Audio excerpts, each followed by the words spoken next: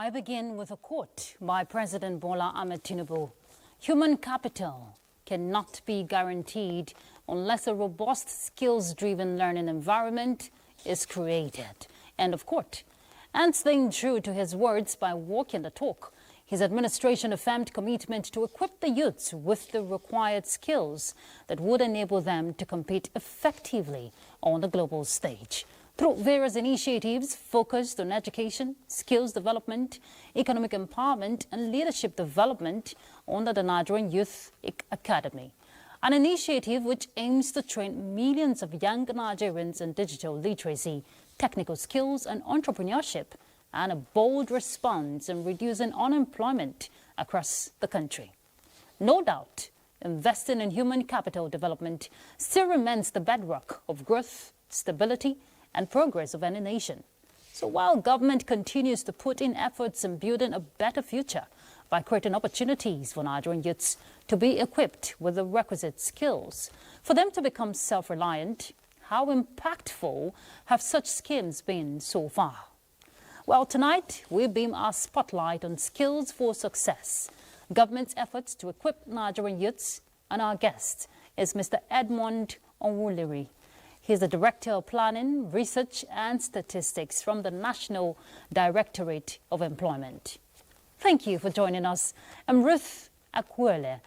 Welcome to Weekend File. First, let's begin with the news.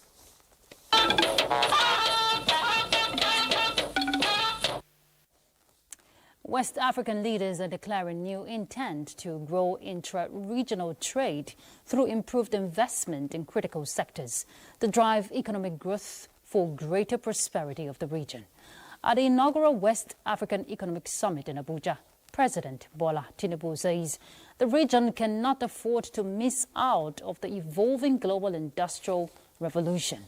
State House correspondent Musbahu Danwahab reports.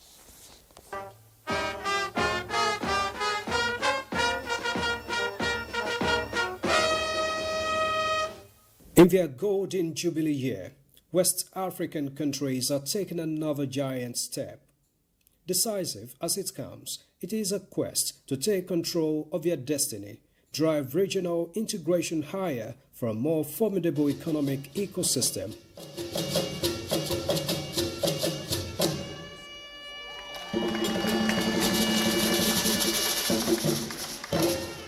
In the last 50 years of a regional bloc, the trade volume has remained only as far as the member states have pushed.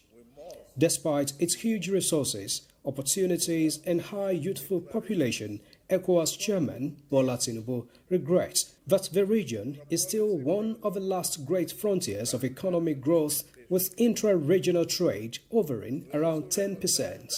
We must move from declarations to concrete deals, from policy frameworks to practical implementation. Let us build a West African that is investable, competitive, and resilient, with vision, responsibility, and unity. This is the new West African proposition. Let us make it real and bankable. For other leaders, the region must be intentional to actualize the African Continental Free Trade Area Initiative, the regional single currency, and ease of movement of people and goods across the region. Trade integration must start with a strong political commitment from all member states. We should engage in key regional initiatives such as the ECOWAS Trade Liberalization Scheme, in order to reduce tariffs and barriers, and the common external tariff to harmonize trade policies. Let us seize the opportunity to deepen our collaboration, mobilize our collective resources, and transform the potential of our region into lasting progress for our people. If we are not able to tackle all those issues, we will never be able to tackle poverty in our region, and our region will still remain a a poorer region. In a seeming microcosm of what is expected of a region, Nigeria and Benin Republic took a step toward a more strategic relations with the establishment of a joint trade and investment cooperation. In Abuja, Musbah Dan Wahab, NTA News. The All Progressives Congress has formally received Governor Umo Eno of Akwa Ibom State into the Progressives movement. Vice President Kashim Shettima, who represented President Bola Tinubu, says the APC remains committed to implementing policies that will drive economic growth and prosperity across the nation. State House correspondent Abdurrahman Jibrila reports. Ex-President Kashim Shettima arrives the Obong Victor Atta International Airport, Uyo, Akwa Ibom State, received by Governor Umo Eno and APC chieftains, then proceeded to the God's Will Akpabio International Stadium to celebrate with Governor Umo Eno for the warm reception accorded him by the All Progressives Congress National Working Committee. The Governor of Akwa Ibom State. And now to the main event, formal handing over of the APC flag by the National Chairman Abdullahi Umar Ganduje. And today, history has repeated itself. Today we have received the Governor of Akwa Ibom State. So you can see that our political agenda of the renewed home agenda, as far as the South-South geopolitical zone is concerned, that agenda is working. From celebration here, we are going to move to collaboration. The path ahead may be steep, but the reward is certain. So long as we work together, so long as we speak together, and so long as we move together. Let it be declared across Nigeria that Akwa Ibom State has chosen to rise, together with the rise agenda of our governor, Governor Umo Eno. When you make a choice, you change the future. I believe deep in my heart that the choice we have made today, and as our president has assured me, will change the future of our state and help ring through the inspiring lines in our state anthem, forward ever, backward never. Vice President Kashim Shettima assured the governor of support to actualize the renewed hope mandate of the Tinubu administration. We have defied the purpose of doing because we are more than an assembly of politicians. We are a family. And as Mr. President said in his recent Democracy Day address, it is not our duty to take the house of the opposition. What we are here to do is to offer a better house, one that has room for the displaced, the betrayed, the dreamers, and the doers like Council of Eno. Governor Eno is the second governor that defected to the APC from the South-South this year, with the sole aim of joining the progressive team for a better Akwa Ibom State and Nigeria. From Uyo, Abdurrahman Jibrila, NTA News. One of the areas captured in the Borno State 25 Years Development Framework and 10 Years Strategic Transformation Initiative is the provision of clean water for citizens and the pursuit of a sustainable environment. Mohammed Goni examines the various policies and measures put in place by the Zulum administration in the second year of his second term in office. Water is one of the most essential natural resources for livelihood, food security, and economic growth. The United Nations considers universal access to clean water a basic human right and essential step towards improving living standards worldwide. Professor Zulum made commitment to invest in sustainable development of the vast water resources to protect against the impact of climate change, develop a comprehensive water management and utilization program, and strengthen cooperation on the shared management of the Lake Chad Basin. The present administration in his state seeks to address challenges associated with provision of clean water by ensuring at least 80% access to clean water for consumption and domestic use. the Zulum administration in the second year of his second term of office had constructed 14 upper aquifer boreholes outfitted with overhead tanks and water reticulation at 14 communities, with 2 others at Maiduguri Emergency Power Plant, 13 communities in Dikwa, Mapa and Mama local government areas, as well as 14 communities in Kandaga, Jere and Damboa local government areas. Chai askanyana kamayara askanyana ka sola adin guran da yaran ladana man wahalan jeru yende dan mun zo nan anguwan 1982 dan muna enjoy nan ruwan watan generator a kunna watan barakuna ba tunda aka infection wannan solar nan alhamdulillah ruwa is stable koyo shi ko ne anguwa ruwa yana tafiya dan this is not the first time da yake wannan abun a ko ina yana yi. The authorities also rehabilitated 64 solar motorized powered boreholes at communities and organizations within Maiduguri Metropolitan Council, 30 in communities and organizations in Jere, 24 others in Kandaga, as well as 14 in Mafa and Marte local government. Within the period under review, the state government rehabilitated 56 handpumps in addition to rehabilitation of all boreholes affected by 2024 flood disaster within Maiduguri and environs. Sustaining the environment is one of the key issues captured in the 25-year development plan because the state is experiencing desertification and shrinking lake chart, accumulative impact from deforestation and climate change. The second year of Governor Zulum's second term had seen a wide range of measures taken to address the challenges, including establishment of woodlogged orchard and restoration of degraded lands of about 141 hectares in Maiduguri and Kandaga, as well as renovation of structures at Sandakari Park. His Excellency Professor Babagana Umar Zulum CON is conscious on the environment and is complying to the issue of Kyoto Protocol and Paris Agreement to see how we can act on climate change, that's mitigating climate change, and also to combat desertification. Others include raising of 5 million assorted seedlings for distribution across the state and procurement of 5,000 gas cylinders and burners as alternative to firewood in Maiduguri. Mahmoud Goni, NTA News. Vice President Kashim Shettima condemns the suicide bombing attack that claimed lives at a local food joint in Kanduga local government area of Borno State on Friday night, describing the incident as a heinous act of terrorism against innocent civilians. In a statement by the Senior Special Assistant to the President on Media and Communications, Office of the Vice President, Stanley Nkwancha, who he urged relevant agencies to expedite investigations into the incident and ensure that victims and families of the deceased receive urgent support, expressing the federal government's commitment to bringing the perpetrators to justice.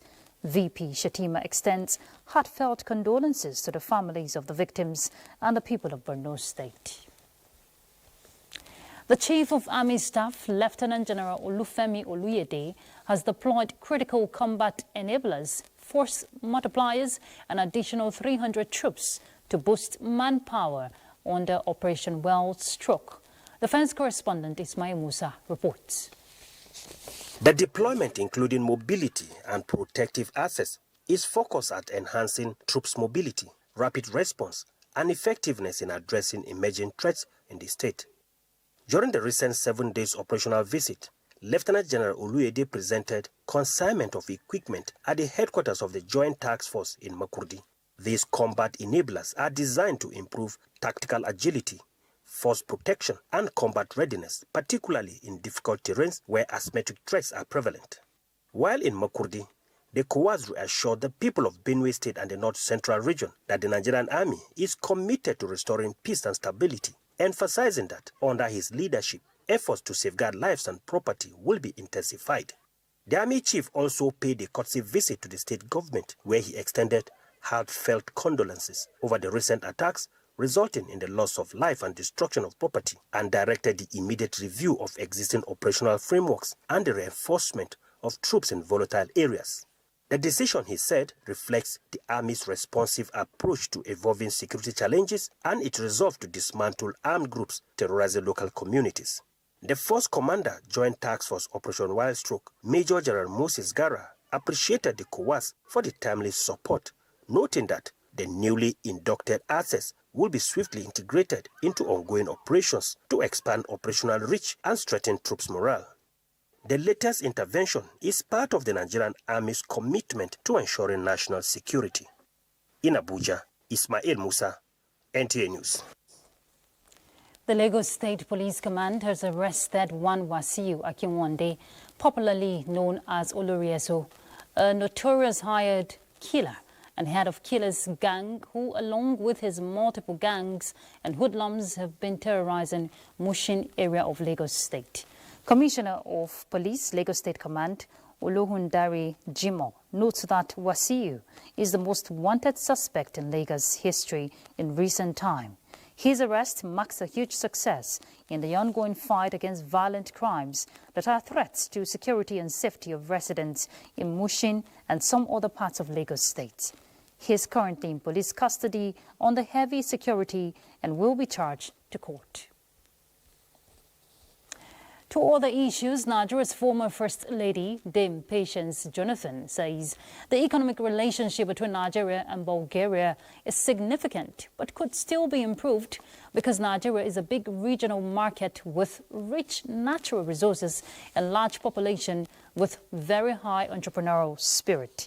She stated this at the ongoing Accolade Nigeria-Bulgaria Business Forum in collaboration with the Ministry of Foreign Affairs and the Bulgarian African Chambers of Commerce, Industry and Culture in Sofia, Bulgaria. She notes that Bulgaria's ICT sector, known as the Silicon Valley of Eastern Europe and home of approximately 10,000 ICT companies, with its strategic position in Europe, should unlock the full potential of bilateral relationship of the two countries and urge the forum to design workable ways that will develop value chain which can go beyond only trading but to create job opportunities. All right, we'll take a break now. When we come back, we'll start a conversation on skills for success, government's efforts in equipping Nigerian youths. Please stay tuned. Thank you for staying tuned. As the nation seeks inclusive economic growth and sustainable development, one critical solution stands out: equipping the youth with 21st century skills and knowledge to thrive in a rapidly evolving world. In this report, Olayinka Ojo explores how the Tinubu administration is charting a new course with targeted youth empowerment initiatives that are beginning to resonate with a generation eager to build innovative and lead. Nigeria, the most populous country in Africa, is grappling with a significant challenge: youth unemployment. This demography makes up a large portion of the nation's workforce. Yet, many young Nigerians remain without gainful employment despite their energy, talent, and potential. Demonstrating a clear awareness of the importance of investing in youth-focused policies, the federal government of Nigeria has launched several empowerment initiatives. These interventions are designed to improve employability, reduce poverty, and promote self-sufficiency. One of such programs is the Digital Literacy for All and the 3 Million Technical Talent 3MTT initiative, designed to equip Nigerians with the global skills needed to thrive in today's connected world, which opens global and local opportunities for growth. To further support youth-driven sustainability development, the federal government, under the Presidential CNG Initiative, distributed 2,000 CNG-powered tricycles, creating jobs and promoting green transportation. In addition, the federal government's student loan scheme have been supporting indigent Nigerian students in funding their higher education, a critical step towards inclusive education. Vocational training and skills acquisition are also priorities. With the rollout of TVET programs, young Nigerians are being equipped with industry-relevant skills. With these concerted efforts and strong collaboration between government and the private partners, Nigeria is gradually paving way for a youth-driven economy, and the dream of empowering a generation and expanding access to global and local opportunities is no longer distant. Olayinka Ojo, NTA News. Well, with Nigerian youth forming a significant proportion of its population, The federal government is initiating vital schemes, like what we saw from the previous report, to get this energetic force adequately employed in its bid to revamp the nation's economy. Let's hear from Joseph Otsen.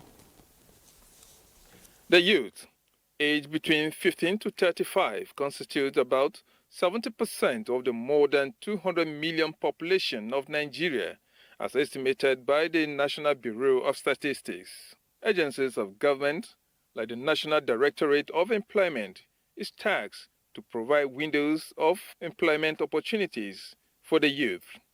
In December 2024, it flagged off the Renew Hope Employment Initiative to provide entrepreneurship training to about 100,000 young Nigerians. About 40,000 out of the 93,731 persons enrolled in this program will be receiving training in ICT and digital skills. So far, not less than 33,000 youth, women, and persons with disabilities are beneficiaries, with a good number supported with starter packs. Someone that told me about that they are applying for NDE, so he now gave me the website and I input my details. And to God be the glory. Even when you give me solar panel, I can mount it in a good way. It's one of the airport under the small scale, under the special public works, to provide enabling environment to build a lock-up shops for the business. This program, when fully operational, will not only tackle youth unemployment, but will address other cross-cutting lingering issues such as security, economic growth, that will advance our national priorities. The success of the scheme is to be driven by a digital platform where those seeking skills training will engage each other. In Abuja, Joseph Utsen, NTA News. And one captivating aspect from that report is the inclusivity we're seeing, carrying everyone along. But let's hear more from our guest, who is already seated in the studio, Mr. Edmond Onwuliri. He's the Director of Planning, Research and Statistics from the National Directorate of Employment. Thank you very much for joining us, Mr. Onwuliri. Thank you very much for having me. Highly commendable. From what we're seeing, the Directorate has already put it in place, some of the initiatives to carry every youth along. But tell us, where are the gaps? And are these youths from every cluster taking advantage of what is available? Well, when we started the Renewed Hope Employment Initiative, as we heard from the report, towards the end of last year, it was designed in such a way that every part of Nigeria will be fairly and equitably taken care of. For the first time in the history of the National Directorate of Employment, we deployed cutting-edge technology to drive the process. We didn't want a situation where people would come and take our services in a particular state, move to another location and try to access the same service. So technology has been able to cut out all of that. And what we did was to ensure that a minimum of 10 unskilled and unemployed persons were recruited into the scheme from all the electoral wards in Nigeria. Every electoral ward in Nigeria had at least 10 beneficiaries that registered. That was how we structured the framework for the Renewed Hope Employment Initiative. We also made sure that every category of the unskilled and unemployed were catered for. We had about 30 different skill sets, which made it quite open for everybody to, it was just like inviting people to a lavish dinner. You have everything to pick from. We don't force any skill on anybody. It is just what you think you can do, and demand-driven skills, environment-specific skills. What works in a particular state may not be in demand in another state. True. So we have designed it in such a way that you can find what will work for you in the environment where you live. We have removed every manner of discrepancies. We have a robust database now. Those who took part in the just concluded program will not be able to come back to register again and take the same service as was the case in the past. That's how equitable, that's how transparent, that's how fair we have tried to make it with the Renewed Hope Employment Initiative. Okay, Mr. Onwuliri, let me come in there. From what you're saying, it's been going smoothly, and of course, youths are taking advantage of the initiatives in place. But what next? You know, when you get equipped with these skills in the diverse forms they come, what is next for them? Is there like a chain, a network where they get to be engaged, you know, by stakeholders? What we do after they go through our skills training, the very successful ones, and let me define their being successful. Those who completed the training and we certify that they had received the skills well and they behaved well while they were in training, they will be considered for what we call resettlement. Resettlement simply means the provision of relevant starter packs, equipment or tools that will enable them practice that particular skill as business. We provide them with those equipment and some financial support that will enable them go into business, small-scale businesses immediately.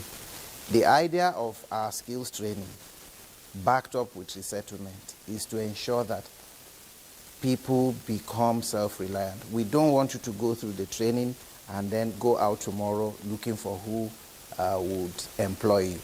So when we did the training of Nigerians last year, like you had in the report, a good number of them have received their starter packs and they are now in business.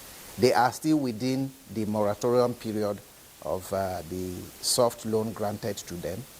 After 6 months, they will start paying back to the federal government, you know, the money accruing to them in their business, which is meant to help them pay back the loan to enable others benefit at the end of the day. What about the rural employment, you know, promotion program, so that, you know, there's no gap, especially in the rural areas? We have a lot of young people who are idle and would love to be part of these initiatives. Is that what the scheme is about, that initiative? Yes. Okay. Like you may know, the National Directorate of Employment has what we call the Rural Employment Promotion Program.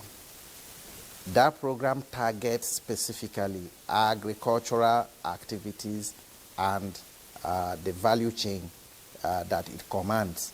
That's what we do in that place. Now, we have presence in every state in Nigeria, as well as the FCT. Beyond that, we have 6 zonal offices that supervise our operations in all the 6 geopolitical zones. And again, in every local government, 774 local governments in Nigeria, we have our liaison officers. So the purpose is to ensure that our programs are taken to the grassroots. And that's why we can, you know, come out and say we want to recruit at least 10 persons from every electoral ward in Nigeria, and we're able to achieve it. So what we do under the Rural Employment Promotion Program is to stimulate, to activate viable businesses and economic activities in the agri sector at the rural area. That's basically what that program is designed to accomplish. And I want to tell you that there are various skill sets, you know, that provide agricultural skills for people. And we also have agricultural skills training centers scattered across many states in Nigeria, where actual agricultural skills training and demonstration farms exist, such that from the classroom, so to speak, you go to your demonstration plot to practice what you have learned, you know, in the real sense of the word. Okay. And it cuts across crop farming and animal husbandry. Fantastic. We'll continue with the conversation, Mr. Onliri. Let's take a break. We'll be back. Good to know you're there. Just before Mr. Onliri, pick up with the conversation, let's get to know what's happening in Kano State, where we hear the state government is reviving its various entrepreneurship and skills acquisition centers to better engage young people in sustainable income-generating activities. Abdullahi Mustafa reports on the recent reopening of the Informatics Institute, which aims to broaden digital skills opportunities for Kano youth. For centuries, Kano has stood as a major commercial hub in sub-Saharan Africa. The city's growing population and rising demand for economic opportunities is a pointer to the need for greater government intervention. In response, Governor Abakabir Yusuf inaugurated a committee to revive 26 entrepreneurship development institutes across the state. Al-Amin Aliyu has completed 3 months of intensive training and is now set to launch his own venture in the high-demand digital sector. I would like to build my own shop, to create myself, so that I will depend on myself. The program is also gender inclusive, with female beneficiaries like Hafsat Abba. I haven't thought that I can operate system before, but Alhamdulillah, due to this program, I have learned a lot. The state government provided each with a laptop computer, necessary accessories, and 200,000 naira in startup capital. The skills you have acquired come with a duty to contribute meaningfully to the development of our state and our nation.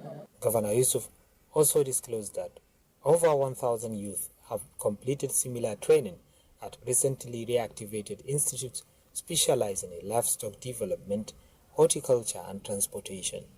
In Kano, Abdullahi Mustafa, NTA News. All right, Mr. Onwuliri, you've just seen what Kano State is, doing, taking proactive measures, engaging the youths in entrepreneurial skills. How can subnationals, create an enabling environment for youths to thrive, through interventions and support with the directorate? Well, let me say this. Skills in the 21st century is the authentic route to job creation or employment. The reason is simple. Today, no employer of labor, whether it is government or the private sector, wants to engage anybody that will not add value to what they are doing. And you will agree with me that the 21st century economy is a knowledge economy. Knowledge in the sense that what you can bring to the table is what employers are looking for. Therefore, for state governments, for local governments, even at the national level, the way to go is to equip everyone with the requisite skills that they will need to become competitive and to become players in the 21st century. Everybody is aware now that emphasis has shifted from what your certificates read to what you can do. What is it that you can bring to the table?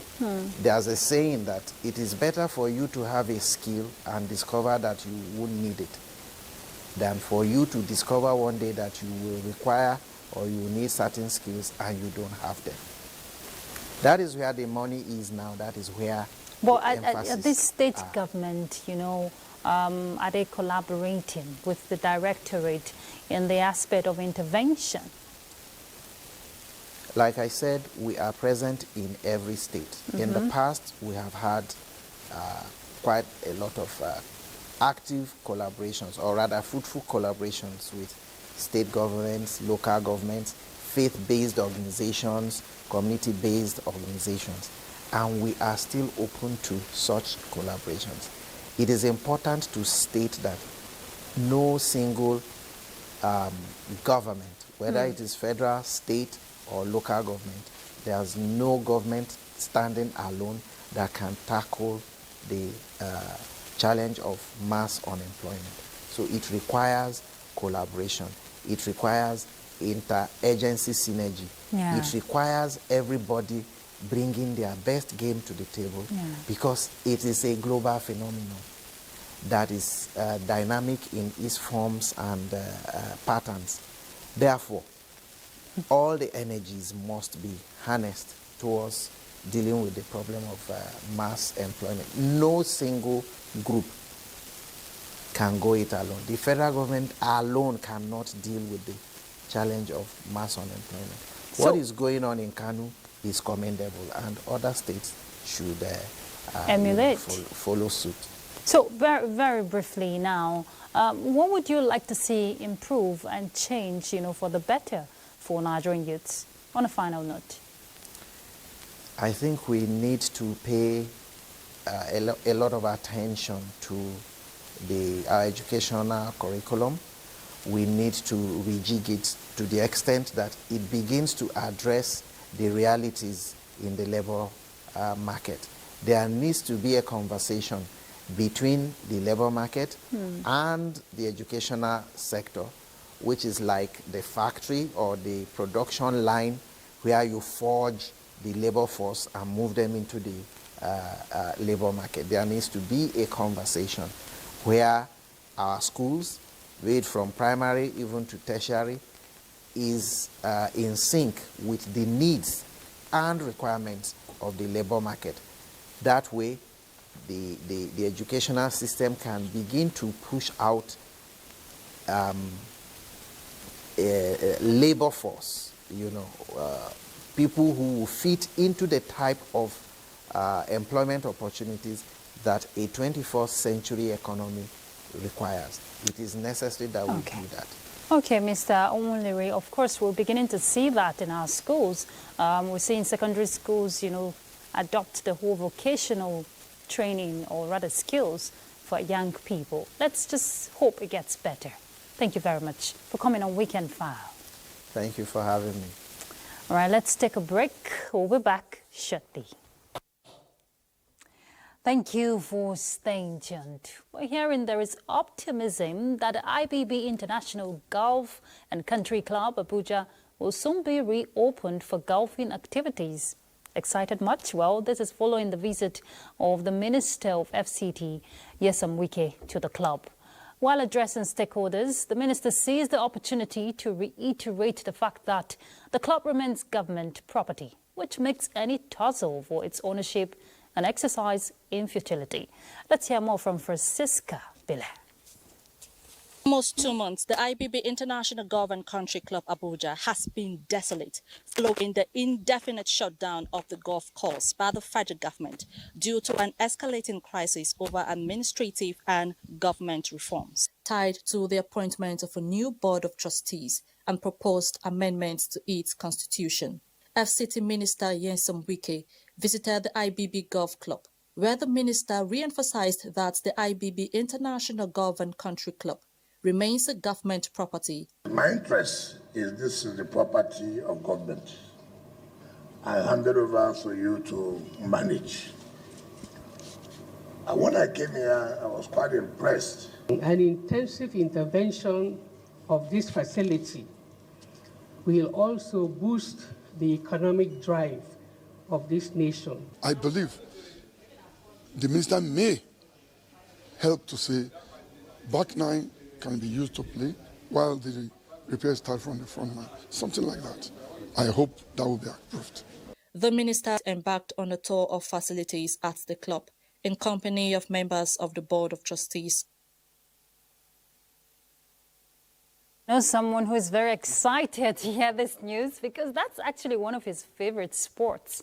Ayodeji, excited, right? Yeah, surely, absolutely correct. It will be interesting to see how soon that will be open for golfing activities at the amateur and professional level. But let's talk more about sports and begin with athletics, where Nigeria's Toby Amusa clocked 12.24 seconds to finish second in the women's 100 meters hurdles at the Paris Diamond League.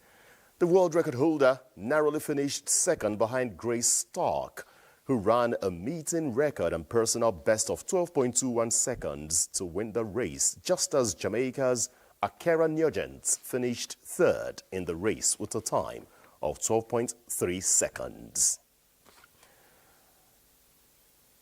Now, let's move from the tracks and go to football, where UEFA Champions League finalists Inter Milan are up against Urawa Red Diamond at the FIFA Club World Cup in the USA, with the match now almost rounded off.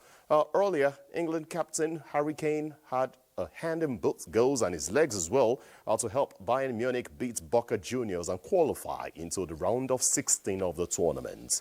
In the just concluded match, Mamelodi Sundowns of South Africa lost to Borussia Dortmund in a 7-goal thriller.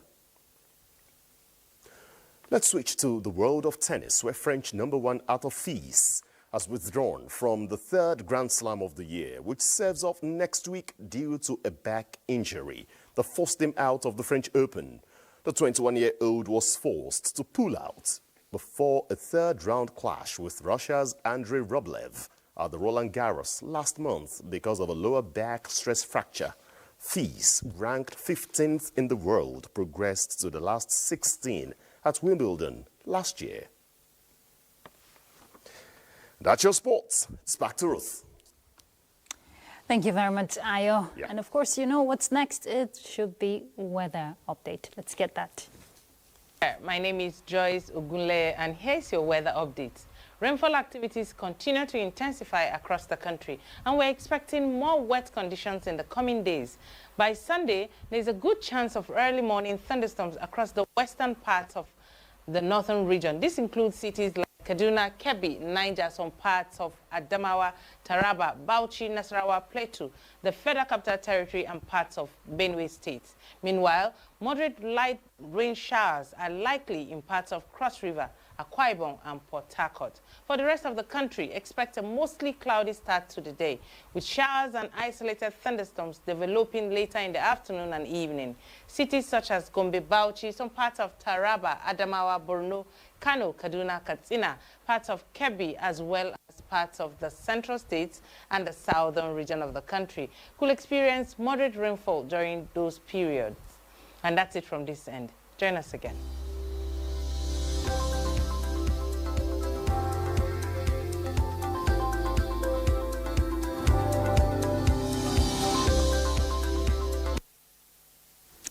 All right, now you know, but what you may not know is that tomorrow, June 22nd, is International Fatherless Children's Day.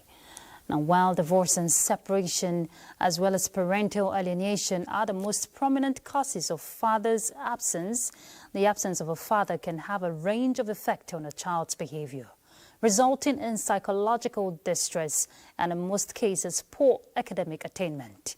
So the International Fatherless Children's Day seeks to raise awareness about the detrimental consequences that fatherlessness has on children and communities around the world, and the need to show love and care to these set of children before they go astray. So try and offer a helping hand and instill positive morals in fatherless children in your neighborhood.